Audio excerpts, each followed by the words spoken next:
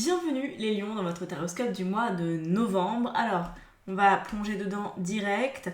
On regarde ce que vous avez comme énergie début du mois de novembre et peut-être déjà un peu présentement fin octobre, à vous de voir.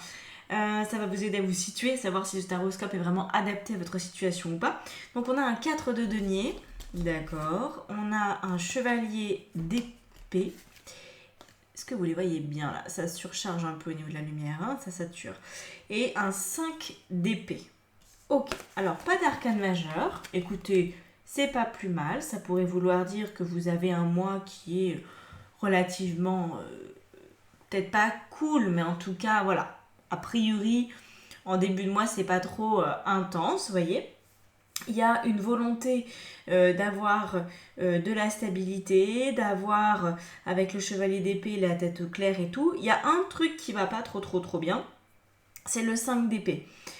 Bon, voilà, le 4 de denier en fait nous dit que vous faites en sorte d'avoir une vie qui est la plus stable possible au niveau financier, au niveau matériel, au niveau professionnel. Vous avez l'air d'essayer de gérer en tout cas du mieux possible votre histoire de vie.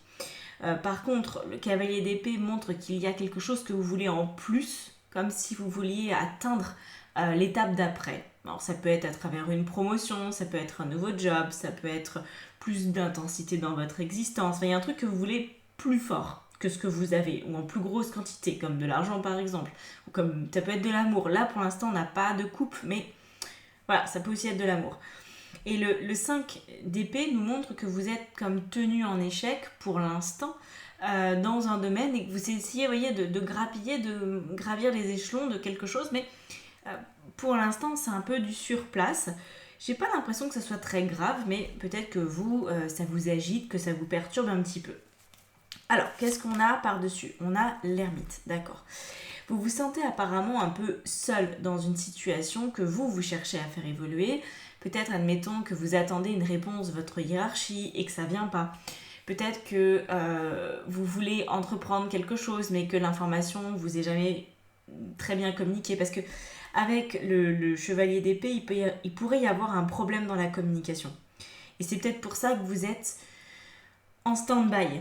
Mais vous continuez de gratouiller. C'est comme si vous n'arrêtiez pas. Vous vous dites, ok, là ça marche pas comme ça marche pas avec cette personne-là, j'arrive pas à obtenir ce que je veux d'elle, je vais essayer avec quelqu'un d'autre, peut-être cette personne va me donner la bonne info, va me permettre d'avancer, va me donner des pistes. Vous voyez, il y a un petit peu d'agitation, c'est pas non plus beaucoup d'agitation, mais il y en a. Et vous pourriez effectivement vous sentir un petit peu esselé dans cette démarche. Bon, ça, ce sont les énergies du début du mois de novembre, avec quoi on continue. Ok, au niveau du challenge, mais écoutez, on a le pendu. Donc apparemment, va falloir peut-être laisser venir à vous cette opportunité. Je pense que c'est très lié les deux là. Ouais, je pense vraiment que c'est lié. C'est-à-dire que ce après quoi vous courez va continuer de vous devancer si vous courez derrière encore et encore. Par contre, si vous vous arrêtez de courir, cette opportunité, cette personne, cette situation, quoi que ce soit, va pouvoir vous rejoindre. Alors ça ne veut pas dire de rien faire, je le rappelle souvent dans les tirages, mais le pendu, quand on ne connaît pas très bien le tarot, on pourrait se dire c'est de l'attente pure et dure. En fait, non, c'est du magnétisme. C'est on attire à soi, on fait venir. Vous voyez, c'est pas du tout pareil. Parce que du coup, il y a une action, mais c'est une action en mode on tend les bras et on aimante ce qu'on veut. Et en fait, là, vous êtes dans votre puissance quand vous faites ça. C'est ce qu'on appelle traditionnellement la loi d'attraction, de la manifestation. Appelez ça comme vous voulez, il y a plusieurs manières d'en parler. Mais là, voilà, ça c'est le challenge en fait, c'est de vous poser, de vous canaliser et d'utiliser votre force de persuasion, d'auto-persuasion, votre foi pour faire venir à vous ce truc-là, parce que moi j'ai l'impression que vous avez un peu tout tenté de manière concrète. Par exemple, vous attendez un papier qui doit être délivré par, je sais pas moi, l'État, admettons, vous avez un truc à gérer avec l'État. Vous passez par tous les services, on vous renvoie balader, pour l'instant ça marche pas, il y a des problèmes, votre courrier arrive pas dans votre boîte aux lettres, enfin... Bon, voilà, il faut le temps que ça se règle, et en fait peut-être qu'il y a quelque chose en vous à aller comme ça modifier pour attirer ce que vous voulez. Il se peut aussi et on va voir ça, qu'il y ait, avec le valet de bâton, qu'il y ait quelque chose qui soit un tout petit peu bloqué en vous aussi, mais que vous ne voulez pas entendre, que vous ne voulez pas voir. C'est peut-être pour ça que vous courez après ce truc-là. Et là, le pendu, il nous parle d'introspection, l'ermite aussi, par ailleurs. Donc je pense que vous allez peut-être soit comprendre pourquoi ça bloque, pourquoi ça n'avance pas, ou alors débloquer directement une situation qui est peut-être pas liée directement à ce que vous avez du mal à obtenir, mais en fait en libérant ce truc-là, en le débloquant, ça devrait avoir un impact positif, vous voyez. En général, hein, il y a toujours un effet miroir avec notre monde extérieur,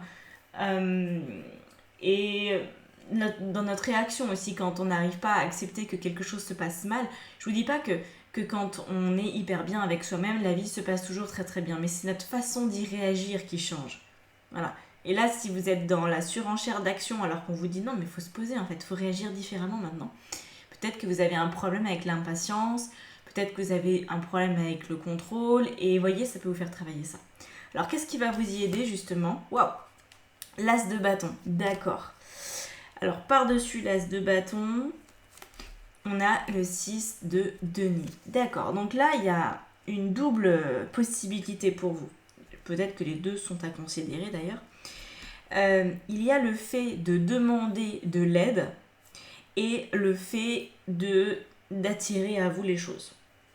Donc ça, c'est deux façons différentes qui peuvent être reliées. Par exemple, vous pourriez demander de l'aide à l'univers de façon complètement spirituelle. Vous pourriez faire une lettre d'intention, mais vous pourriez aussi demander à des personnes que vous connaissez ou pas, mais qui, à votre avis, pourraient vous aider. Par contre, avec l'as de bâton, c'est des personnes que vous n'avez pas encore contactées, et ce sont aussi peut-être des personnes qu'il est difficile de contacter, dans le sens où ça peut demander un effort supplémentaire. Vous voyez, c'est comme s'il fallait taper un peu plus haut. On voit qu'il y a des personnes qui pourront vous aider. Mais voyez, par exemple, on a, admettons, vous avez un problème avec votre banque, pour X ou Y raison, on s'en fout. Et donc, vous vous adressez encore et toujours à votre conseiller. Parce que voilà, vous connaissez cette personne, vous êtes toujours passé par lui, donc vous continuez.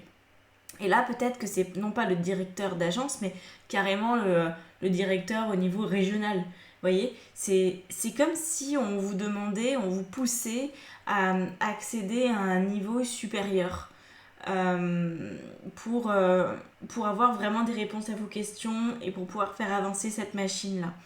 Et donc peut-être que ce que vous allez devoir attirer, manifester au niveau de votre introspection, c'est le fait de vous sentir à l'aise avec l'idée de contacter cette personne. C'est peut-être impressionnant, c'est peut-être compliqué, vous voyez, peut-être un protocole, peut-être qu'il faut faire une lettre spéciale, enfin, vous voyez le truc?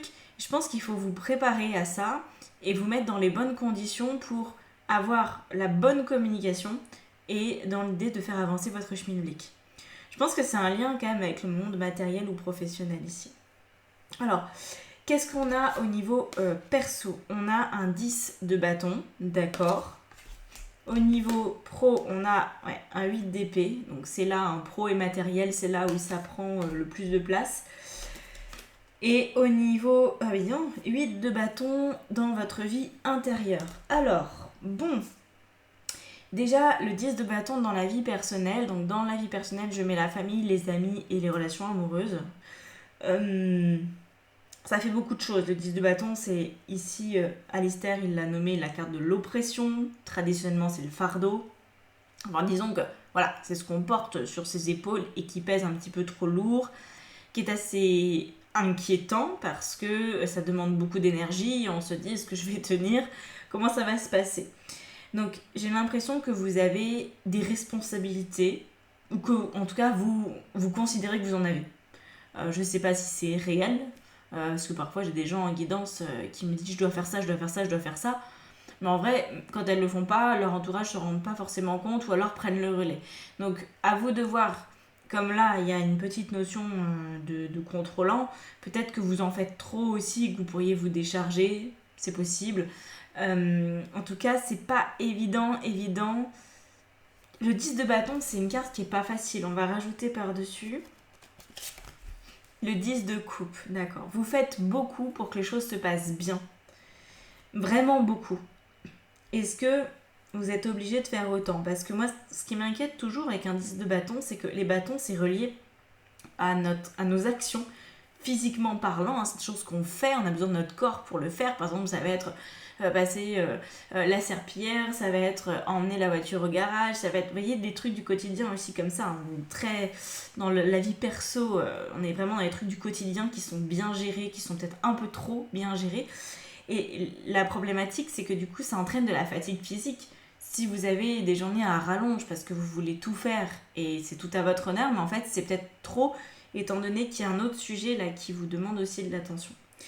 Donc, vous voulez très bien faire les choses pour que tout le monde soit content, peut-être accepter que ce soit moins bien fait, ou fait différemment, ou fait plus tard, sur certains éléments qui peuvent être un peu délaissés. Vous voyez, si vous êtes un fou furieux du repassage, levez le pied. Ok, ça peut. Moi j'ai l'impression qu'il y a des gens qui se mettent vraiment la barre très très haute, qui veulent un peu peut-être la famille parfaite ou avoir une image auprès des autres, en tout cas de votre entourage, qui est très très très bonne, mais au prix d'efforts qui deviennent un petit peu trop conséquents, en tout cas pour ce mois-ci. Peut-être que d'habitude vous gérez très bien, mais là, peut-être un peu too much. Alors, justement au niveau pro, avec ce 8 d'épée, c'est. Les épées, c'est dans le ciboulot. Ce sont des problèmes, des gros soucis même. Le 8 d'épée, c'est je m'inquiète, je ne sais pas. Par exemple, comment ça va se passer dans mon travail, comment ça va se passer financièrement, est-ce que je vais avoir accès à un nouveau lieu de vie. Tout ça, c'est un peu, vous voyez, bon, pas simple, pas simple. Et je pense que c'est vraiment ça, le cœur du truc. Le cœur de cette lecture, pour moi, c'est pas votre vie perso. Peut-être que ça a un lien, mais a priori, je pense pas. Pour la grande majorité, c'est pas lié. C'est plutôt quelque chose qui impacte votre vie matérielle et professionnelle, ou professionnelle, qui après draine votre énergie. C'est ça qu'il faut régler, je pense, pour ce mois-ci. Il faut vraiment que ça avance là-dessus. Vous voyez, 9 de bâton.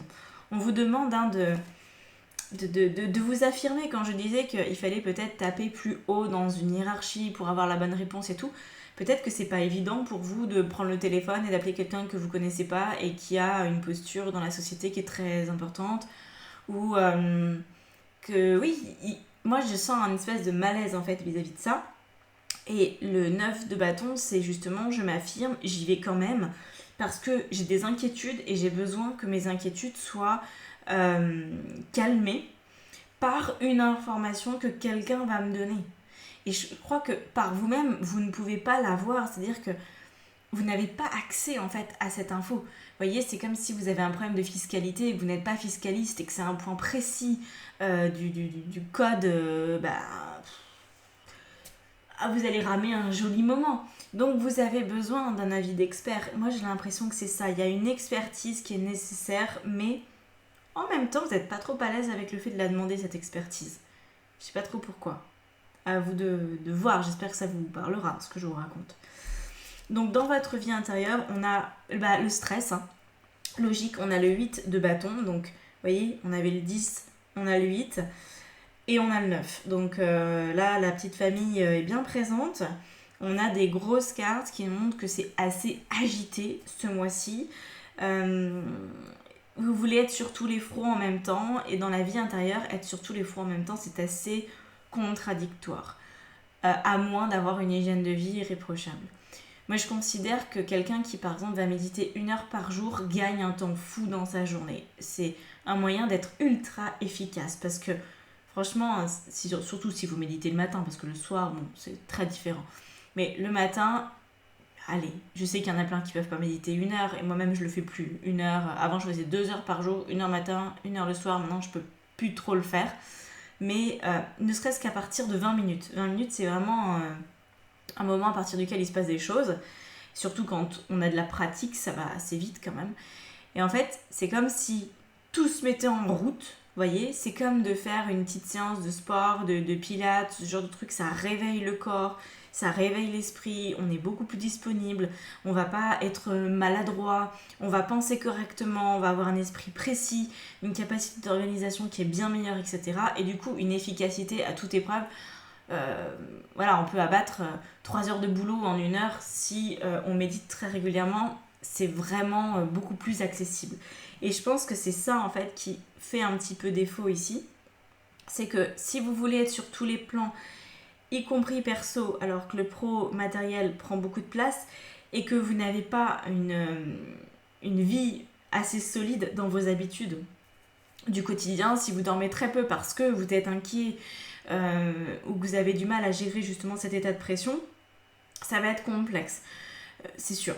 Donc là, peut-être essayer de mettre en place quelque chose d'un peu plus adapté. Alors si la méditation, c'est pas votre truc, vous pouvez peut-être même lancer une méditation le soir. Regardez sur YouTube, il y en a plein qui existent.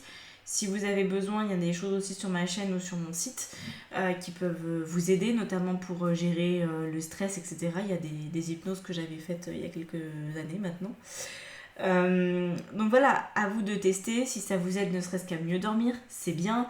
Si le matin, vous pouvez faire une petite séance, ne serait-ce que 10 minutes pour vous mettre en jambes, un peu de yoga, un peu de pilates ou un peu de HIIT, quelque chose qui, vous voyez, vous reconcentre, de manger des choses qui sont saines, qui sont vivantes, qui sont de bonne qualité, de manger à des heures fixes.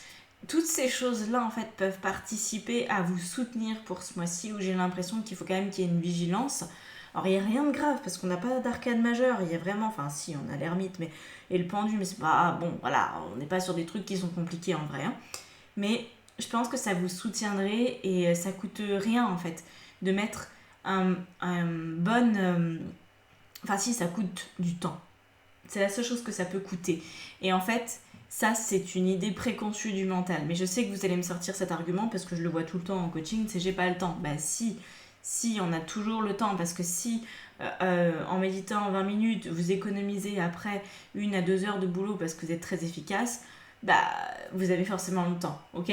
Sauf qu'il faut attendre, effectivement, oui, que ce soit rentable. Faut que vous soyez efficace dans votre méditation. Peut-être accepter que pendant 1 semaine ou 2, ça ne soit pas vraiment un résultat de dingue. Et plus vous allez le faire, plus vous aurez un résultat de dingue. Ok ? Donc c'est ça qu'il ne faut pas lâcher aussi. Je pense que vous pourriez investir un peu sur vous. Ce mois-ci, ça vous ferait grand bien pour vous détendre. Essayez de faire en sorte que ça arrive. Vous voyez, là, on a le roi de denier. Je pense que vous avez peut-être pas un stress financier directement, mais il y a quelque chose lié à ça. Il y a quelque chose lié à ça. Et là, faut pas trop vous charger la barque, en fait. Essayez de vous détendre. Et puis, osez mettre en place des actions qui sont pas toujours les plus évidentes pour vous. Faites preuve de courage. Vous voyez, on a pour finir le mois le chariot. Très belle carte, le chariot. Ça veut dire que vous pouvez aller de l'avant hein, si vous suivez ces petits conseils que je vous donne. Ça devrait vous aider. Après, mettez-les à votre sauce, évidemment. Mais vraiment, oui, très très bien. On a un roi de bâton, donc c'est nickel. Là, pour moi, vous reprenez... c'est même pas que vous reprenez les choses en main. Je pense pas que ça vous échappe vraiment, cette situation, au final. Mais c'est juste que, pour l'instant, vous pouvez pas avancer autant que vous le voudriez parce que vous êtes en suspens. C'est en attente de quelque chose. Et puis, fin du mois, allez, on y va... on met la gomme parce que le chariot il est quand même très très impatient et il peut avancer avec le roi de bâton. Il a un plan en fait. Voilà, il sait où aller, il a son GPS intégré et il a la direction qui est donnée, hein, la destination qui est donnée. Donc voilà, il y aura peut-être un peu d'attente. Le chariot et le roi de bâton, ils arrivent certes à la fin du mois, mais en fait, c'est pas, vous savez, hein, on n'est pas dans des maths. Hein, donc peut-être que d'ici le 20 novembre, ça sera déjà en mode activé, tout s'aligne. N'oubliez pas hein, que ça reste un tirage général, que vous pouvez, selon là où vous en êtes dans votre vie et selon les décisions que vous posez, accélérer ou ralentir le rythme. Il y a beaucoup de choses qui dépendent de nous en fait. Il y a très peu de fatalité et de rendez-vous obligés dans une existence. C'est vraiment... c'est rare. C'est très rare. Donc vous avez la main et ça c'est cool. Et bien écoutez, c'est tout pour moi. J'espère que ça vous aura parlé. N'hésitez pas à commenter, liker, partager aussi. Si vous voulez une guidance personnalisée, si vous voulez un coaching, faire cette formation en tarot qui est donc Tarot Source, qui vous permet de, non pas d'apprendre le tarot parce que ça vous n'avez pas besoin de moi, vous prenez un bouquin et c'est réglé, mais plutôt de transformer votre vie en utilisant le tarot. Et évidemment, je vous apprends aussi, hein. Mais bon, apprendre c'est bien, mais l'utiliser c'est mieux. Donc moi je vous apprends à l'utiliser en l'apprenant, en le mettant en pratique de manière concrète pour réaliser vos objectifs de vie, pour vous lancer à votre compte si vous voulez. Voilà, c'est une formation à laquelle vous pouvez vous inscrire, il y a plusieurs niveaux. Selon vos besoins, vous inscrivez au niveau 1, au niveau 2, au niveau 3, c'est vous qui vous voyez. Voilà. Et puis aussi plein d'autres trucs sur mon site internet, je vous laisse découvrir si mon univers vous parle. Voilà. À bientôt. Ciao, ciao.